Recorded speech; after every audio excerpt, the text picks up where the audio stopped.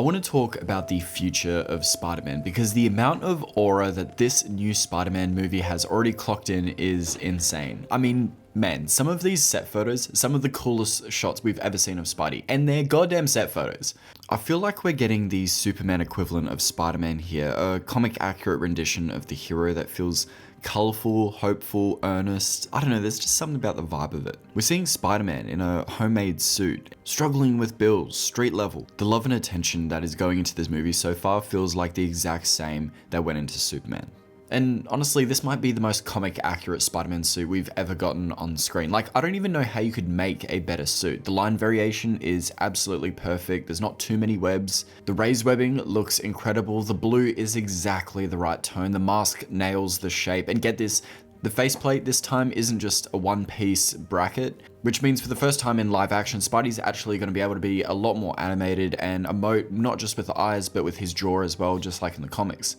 That's a game changer. But, and there's always a but, here is the question I keep circling back to. Is this movie being spoiled for us before it's even out? Set photos, reporting leaks on casting and villains, and so on. So let's lay out all the facts.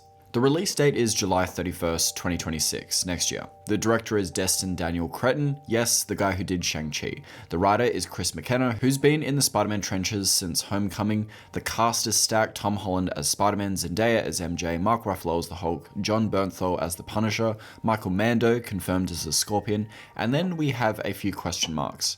Mr. Negative, Boomerang, Tombstone, possibly played by Tramell Tillman, Sadie Sink, maybe playing Gwen Stacy or Mayday Parker, and Liza Collins-Zayas in an unknown role. Filming wise, they're shooting New York scenes in Glasgow because it's literally cheaper to turn Glasgow into New York than it is to shut down a couple streets in Manhattan, which is hilarious, honestly, but I love it because it means we're getting real sets, real stunts, real swinging. And while, yeah, there's a time and a place for big CGI heavy stuff, there's just something about seeing Spidey get tossed around on real pavement that hits different. It's Raimi-esque grit we haven't seen from superhero movies since those early Spider-Man days.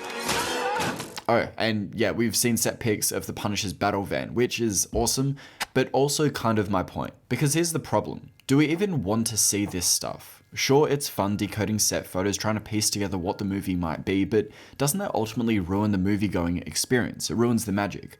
Like, imagine we're in the theater and there's a scene where a kid is about to get run over.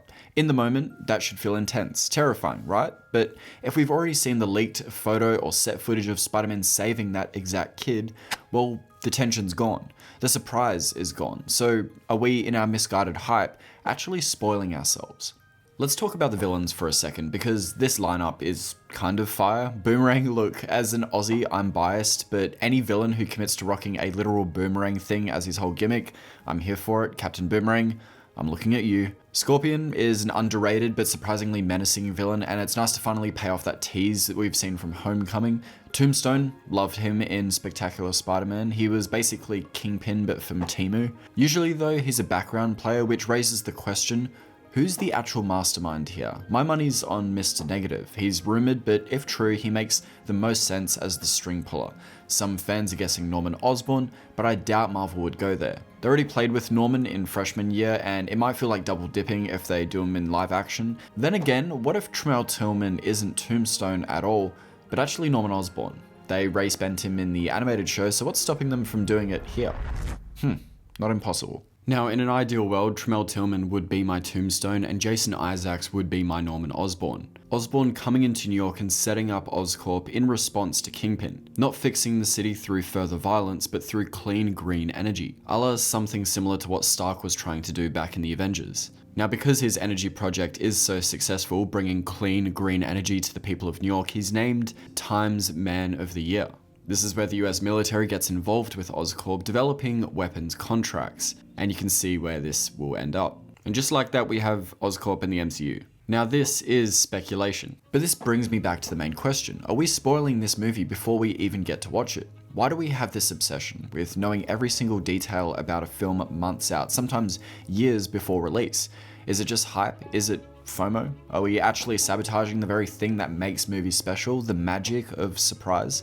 When we know every beat, every cameo, every plot twist, are we experiencing the story, or are we just confirming spoilers we've already pieced together from Reddit leaks and paparazzi shots. As a YouTuber whose whole thing is talking about this kind of stuff, it puts me between a rock and a hard place because I want to feel educated about the things that I'm talking about, but I also want to authentically experience the movie the way it was intended.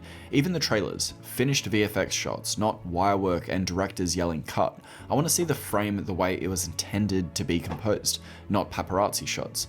Maybe it's just me, but anyway. So yeah, Spider-Man Brand New Day looks incredible. The suit is perfect, the cast is stacked, the villains, fun as hell. But I can't shake the feeling that by the time July 2026 rolls around, we're already seeing half the movie in set leaks and blurry iPhone videos. And maybe that's on us. Maybe the real question is, do we actually want to be surprised anymore? Or have we gotten so addicted to knowing everything too soon? Regardless, despite everything I've just said, let's double down and speculate on what this movie might be about. Now, if you look at the lineup, Spider-Man, Punisher, Hulk, and a rogues gallery that includes Scorpion, Boomerang, Tombstone, and even maybe Mr. Negative, there's a story forming here. Mr. Negative especially feels like the connective tissue. In the comics, he's not just a crime lord, but a figure who manipulates communities, feeds off desperation, and twists people's moral compasses. Imagine that against a backdrop of a New York already stretched thin. Thanks, Kingpin. We know how to take care of ourselves. We don't need a gun-toting vigilante who wears a skull on his chest, or a man who dresses in a spider outfit.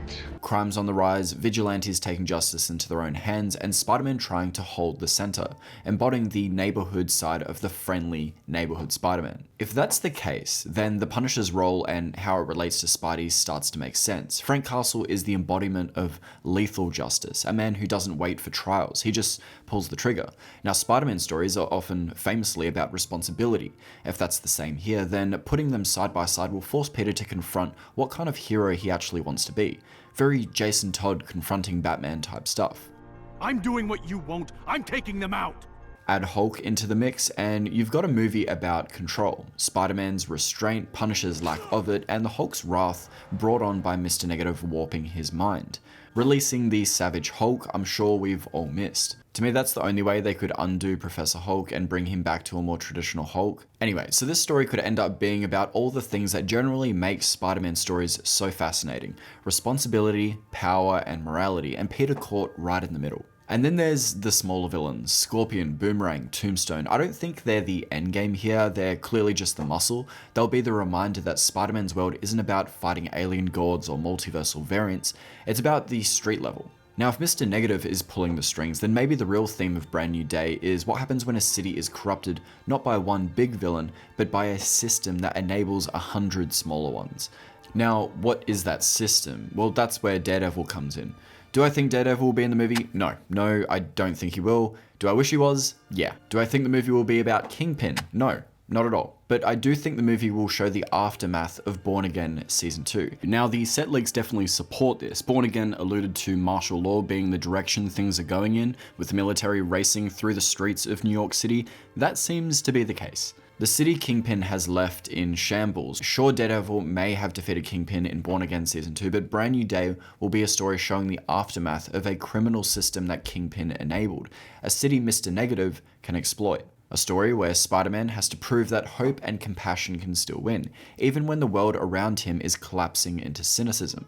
Now, some people call Captain America Marvel's version of Superman, and whilst cinematically that feels accurate, in the comics, fans know that Superman's real Marvel parallel is Spider-Man, able to instill hope and compassion to a city so fraught with cynicism and despair. Heck, I don't blame them, like buildings are dropping on them every other week. And to me, that's where the title Brand New Day really starts to click. In the comics, the name was all about Spider-Man resetting his life after everything had fallen apart, a clean slate, for better or worse. In the movie, it definitely will symbolize Peter trying to find his footing again after the events of No Way Home. He's alone now, stripped of his old support systems, but in that emptiness comes the chance to redefine what Spider-Man means in this universe. Hope and compassion. The Superman example, but for the Marvel universe. The villains, Scorpion, Boomerang, Tombstone, become symptoms of that corruption, each representing how the city is fraying at its edges. Now, this works with Hulk and Punisher too. Hulk is the monster who's learned to coexist with his rage. Punisher is a man who's surrendered completely to his grief and anger. And Spider-Man? He's the polar opposite. He's the heroic example, the one that says hope and compassion are the way forward. So Peter's fight isn't just physical, it's symbolic. Can Peter bring light into a world that's been dragged further into the shadows? What I believe Brand New Day will come to mean is that Peter, despite having to restart his life, despite being engulfed by despair around him, still believes in hope, who tries to make tomorrow a little better than yesterday. Now this thematic foundation sets up a brilliant base for another trilogy, with Peter, Spidey, being the light of the Marvel Universe the same way Superman is someone kids can rely on, someone who gets to grow up, build a family, have his happy ending, a happy ending no cinematic Spider-Man has gotten so far. Yes, Andrew, we're looking at you. Speaking of that, where does it leave us for future movies? Well, if we're sticking with the day theme, we could go for a Dark Days, maybe a One More Day, but I personally want to break free of the home or day title card. Maybe we could have Web of Shadows follow up Brand New Day, maybe Ultimate Spider-Man, or maybe we could get creative with a title card not based off something we already know. I'd love for Spidey to expand his horizons in this new trilogy. Mr. Negative is a promising start. I think Hobgoblin, Silvermane, or Smythe might be cool, but a little too aloof for regular Spider-Man fans. Hear me out, I think something that would be really cool is having Peter face his universe's version of a villain we saw in No Way Home. Alright, so Peter knows that they're going to become a villain and desperately is trying to prevent the path they're destined to go down. I think there's a lot of dramatic tension in a story like that. You could have Peter trying to stop his mentor at university, Kirk Connors, becoming the Lizard, or maybe he befriends a guy at university, Harry Osborn, and then has to watch his dad Norman like a hawk, making sure he's not up to some shady shit, some goblin stuff. Look, the potential for this new trilogy is endless. I just really like that we're not going cosmic or multiversal, that we're bringing Spidey back to his roots, letting us sit in a world rather than have him thrust into someone else's. So that's all I got. What are you guys expecting from Brand New Day? What are you hoping to see from this new trilogy now that Brand New Day is in motion? I'm excited to see what you guys think, what you guys have to say. I'll see you guys in the comments.